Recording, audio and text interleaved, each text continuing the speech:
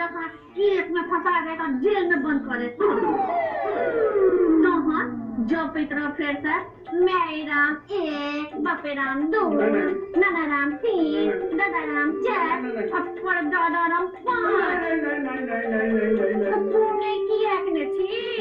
जल्दी से करू ना कि हाँ एक से सामने आके लग गई। दैवा रे दैवा, कि पंडित वाले इंसान बनते तो हमर जन्म के सुगारत होता। जहिया तकरा से बियाह भेल ना, बुझ जे हमरा जन्म भेल ना टिक गेला। लगे छे सतहा के पंडल पर 4 सट्टा लगबैये पड़ा, तब अपने आप मिगनेरी चालीसा उतर देते। चल चलो करो जल्दी सा।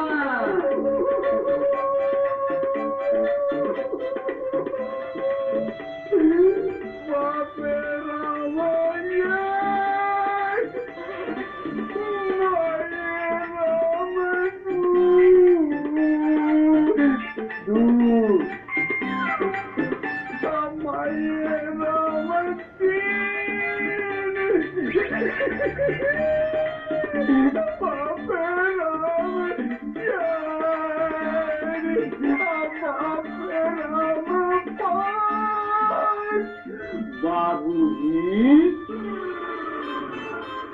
बचपन के दिन याद आब रहल ये ने?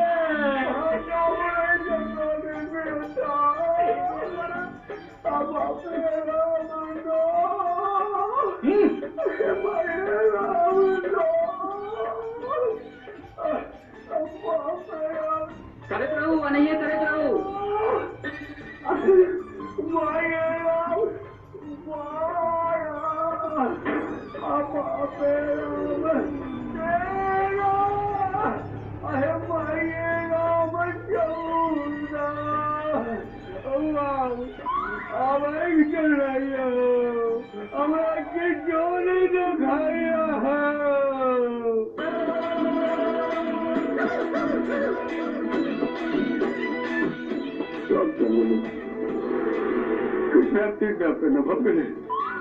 हाँ महादेव,